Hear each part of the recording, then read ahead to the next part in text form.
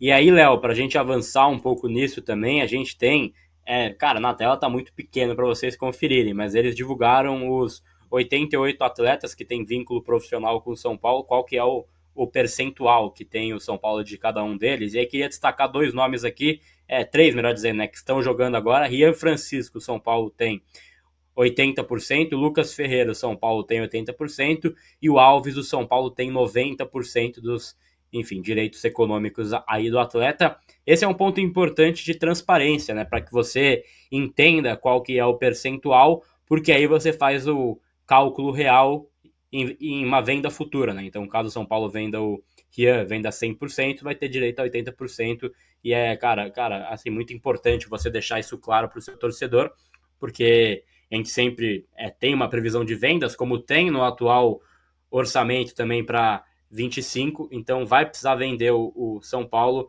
e a gente tem que ter essa noção clara também desse percentual, né?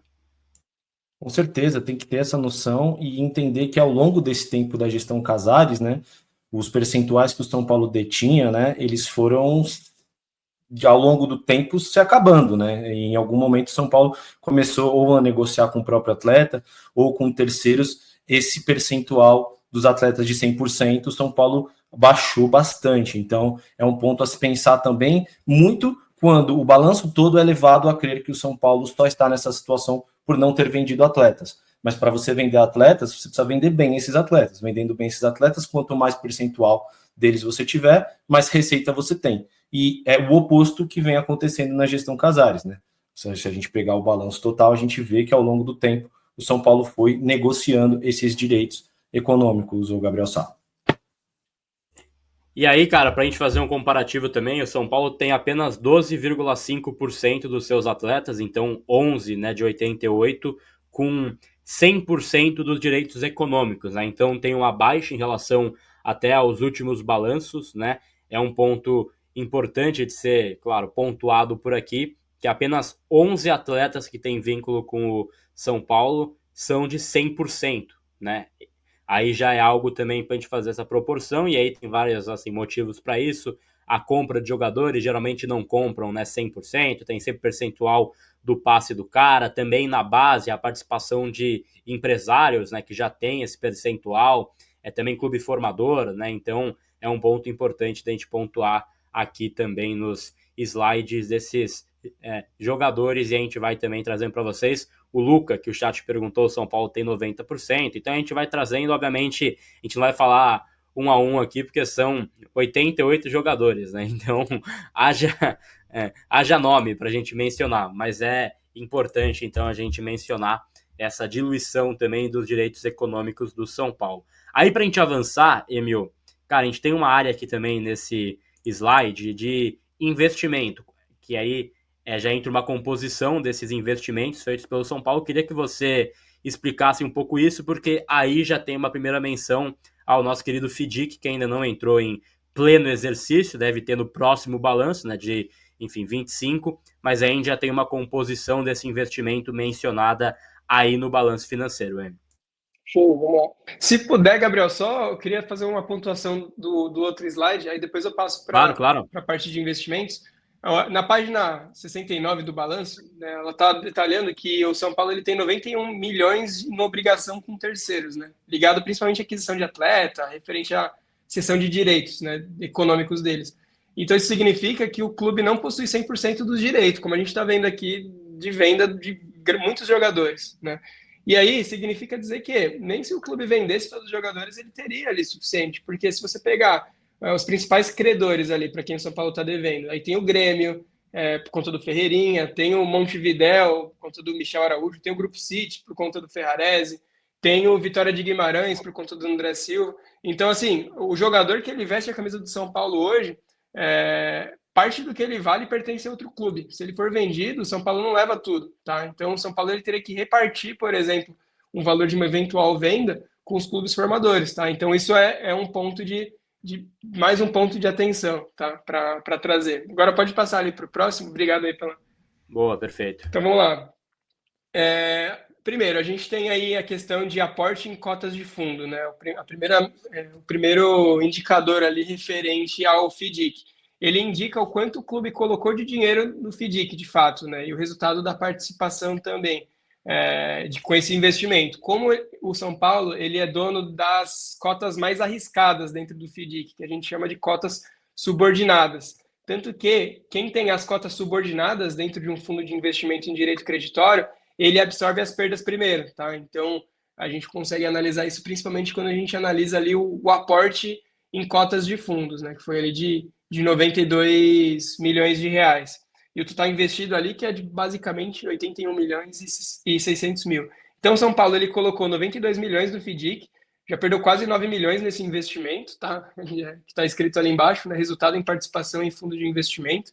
Então, colocou 92, perdeu quase 9, mostra que além de se endividar, ele assumiu um risco bem alto, tá? Para tentar aliviar o caixa. Já começou no prejuízo.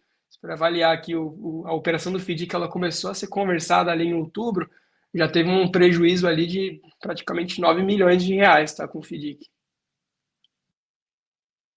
Exato, né? Então a gente vai ver no próximo balanço financeiro essa questão do nosso FDIC, mas só para explicar o que aparece neste balanço. Então, assim, a gente tem que esperar o próximo balanço, a gente tem também uma visão mais clara, mais ampla do que é o FDIC na folha do São Paulo também, né? Na grana mesmo, que está entrando e que está saindo mais na próxima temporada, né? Foi só um início, que foi ali nos últimos meses.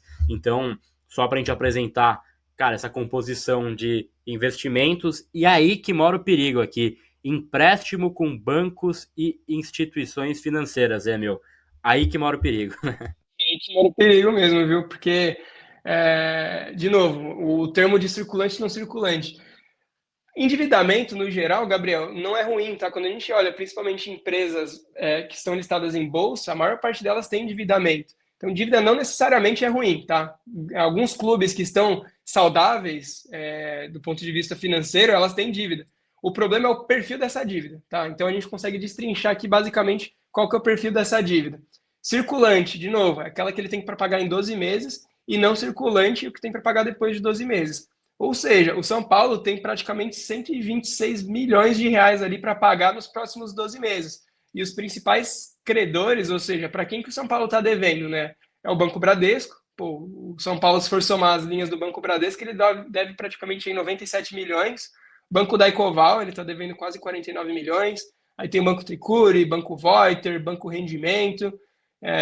Então, realmente, a ideia do FDIC, Gabriel e Léo, né, como vocês sabem, era você basicamente trocar o perfil dessa dívida. É você pegar tudo que está nessa coluna de circulante e jogar para a coluna da direita de não circulante. Porque se traria um respiro maior ali para o caixa da operação. Né? É o que eu falei de novo do cartão de crédito, trazendo para o dia a dia. É você pegar a fatura que está alta do seu cartão de crédito e que vai vencer no mês que vem, que você não sabe como pagar, você pega essa fatura que está para o mês que vem e você joga para daqui a 2 anos. A ideia do São Paulo com o FDIC era essa, tá? Não sei se de fato eles vão conseguir realizar. Isso é bastante preocupante. Pô, basicamente aí 47% do perfil da dívida do São Paulo está em passivo circulante, ou seja, em vencimentos que estão ali nos próximos 12 meses. E ali a gente tem os vencimentos, principalmente para os não circulantes, né? Sendo o mais longo de todos ali, um dos empréstimos para o Banco Bradesco. Mas aí a gente tem alguns vencimentos, por exemplo, que já venceram aí em fevereiro de 25 para o Banco da Ecoval, em março de 25 já venceu. Ó, se você fizer essa soma ali, são 28 milhões que tiveram de vencimento só nesse ano, tá? Então, se você somar ali fevereiro de 25, 20 milhões, março de 25, são mais 8 milhões ali. Em maio de 25 agora, vai ter um vencimento alto, pô, 26 milhões que o São Paulo tem que pagar para o Banco Tricuri. O que eles vão fazer com isso, né? Não sei. Então, é uma coisa que tem que chamar atenção. Eu não sei se o que eu estou falando aqui está trazendo muita preocupação ali. Eu vi até um pessoal comentando ali se eu não vou trazer nenhuma notícia boa. Se eu puder só fazer um alívio ali para a turma. Mesmo com déficit, o São Paulo ele conseguiu aumentar a receita, tá? Então, o problema do São Paulo não é arrecadação, eles sabem arrecadar. O problema é gasto. Então, se eles acertarem ali, apertar o cinto, parar de vender o almoço para comprar janta, e conseguir acertar a linha de despesa, tem tudo para dar certo. O problema do São Paulo não é arrecadação, eles arrecadam muito. O problema é despesa, tá? Então, se eu posso trazer uma notícia boa ali no meio disso tudo, seria essa, tá? Exato, esse é um ponto bom até dessa gestão, assim, né? Porra, é muito difícil pontuar alguma coisa boa num déficit financeiro de, cara, 300 milhões, né? Mas o São Paulo, de fato, amplia a forma de receita, as formas, né, que tem para arrecadar dinheiro, mas gasta de maneira desenfreada, assim como era na era Leco, né? Então, a gente tanto fala da era Leco, dessa herança, de fato uma dívida não fica, enfim, parada por ali, né? Então o Emil pôde explicar isso muito bem. A gente vai ver nos próximos slides que tem uma herança muito clara também, né, Léo, da era Leco, mas tem também, a gente está falando já de, cara, 4 anos, né? Então tem muitos erros da era Júlio Casares também, principalmente com as despesas, com os gastos que são, mais uma vez, em mais um balanço, em mais uma temporada, de forma desenfreada, Léo. Com certeza, Gabriel. E assim, até a gente pensar na cronologia dessas dívidas bancárias, São Paulo teve um momento que ele pegava um empréstimo para pagar outro empréstimo. Eu até mandei aí depois essa cronologia, mas ali de 2000, vou até pegar minha colinha aqui, de 2014 ali para 2017, a dívida ainda estava controlada, né? E aí pulou para 2020, que a gente sabe que tem o aspecto da pandemia, o que conta muito para o aumento da dívida, mas subiu de 100 milhões para 217 milhões, e com juros, como o Emil disse desde o começo aí, destrinchando o balanço, muito altos, né? Juros abusivos. Então o São Paulo entrou na bola de neve, como nós, se começar a gastar cartão de crédito e não pagar fatura, a gente sabe que os juros da fatura ele é abusivo e absurdo. Então é isso que o São Paulo foi fazendo. Ele começou a pegar empréstimo, pagar outro empréstimo, e até acho que coloca em xeque também um pouco dessa estratégia do FDIC. O FDIC é bom para, né, a curto prazo, literalmente, porque querendo ou não querendo, o FDIC você vende uma parte do que você tem que receber para agora e perde um pouco desse valor. E foi até o que o Emil mostrou, essa perca. Então, não é uma estratégia salvatória, como muitos disseram. É uma estratégia para talvez estancar um pouco do problema total do São Paulo, né, Gabriel Sá? Exato, esse é um ponto muito importante, tá aí então os empréstimos com bancos, né, que a gente pôde também destrinchar. A gente está chegando para a nossa reta final já, mas só para trazer uma informação também, né, empréstimos com terceiros, que era quase aí 8 milhões com André Cury e o Pinotti, o São Paulo quitou em 24, então a gente tem um ponto bom, tá vendo? São Paulo quitou, não deve mais para terceiros, né, Pinotti e o empresário de jogadores André Cury aí também, isso foi apresentado pelo balanço. E aí a gente avançando por aqui também, direitos de imagem a serem pagos, né? Esse é um ponto também que é preocupante, cara. É 60 milha praticamente, né, o Emil? É um valor também muito considerável, né? Exato. A gente vê ali vencimentos mensais, luvas, dívida de contrato. Isso aí entra lá em cima, quando a gente tinha visto que a questão de despesa com o clube foi muito alta, foi de 110 milhões. Isso aí é uma das coisas que justifica, né? Então, realmente, se a gente olhar o balanço de 2023 e comparar com 2024, a gente tem uma linha nova ali, que é dívidas de contrato rescindidos e finalizados. Ou seja, em 2023 o São Paulo não teve que pagar R$ 1 com dívida de contrato rescindida, né? Já agora, em 2024, vai ter que pagar, né? Teve que pagar ali quase 21 milhões de reais. O fato de ter essa dívida de contrato rescindido, entendo que, de fato, seja um dos pontos pelo clube ter diminuído a folha salarial, né? Então, um dos problemas de você diminuir a folha salarial é que você vai ter que demitir uma galera. E aí, quando você demite esses jogadores, você vai ter que pagar multa. Então, talvez a estratégia que eles tenham tomado aí de aumentar essas dívidas de contrato rescindido seja essa, é você pagar um pouco mais agora, rescindir contrato e aliviar um pouco a folha salarial que estava bastante alta, né? A gente viu muitos jogadores aí no início do ano saindo, né? Então, de fato, esse número comprova essa decisão que eles tomaram, tá?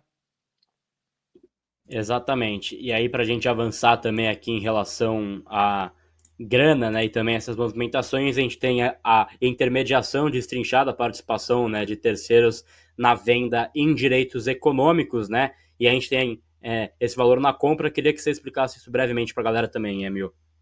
Aí eles dividiram, né? Diminuíram na realidade, né? Pô, então, sempre que o São Paulo, algum empresário, ele intermedia uma venda, então vamos dizer aí que, vou pegar um exemplo aqui aleatório, a Link, né? A Link, ela intermediou a venda do Antony, por exemplo. Dentro desse contrato de intermediação, o São Paulo fica obrigado a pagar um percentual para esses empresários, né? Então, se a operação de venda foi, por exemplo, de 100 milhões de reais, está lá no contrato que 20% vai para o empresário. Então, essa tabela ela mostra exatamente quais que eram as dívidas do São Paulo com os empresários dentro dessas intermediações de venda, né? Tanto que a empresa Link ali, pelo que eu tinha lido, ela era inclusive de um dos, não sei se era do André Cury, mas era de algum das pessoas físicas que estavam lá em cima.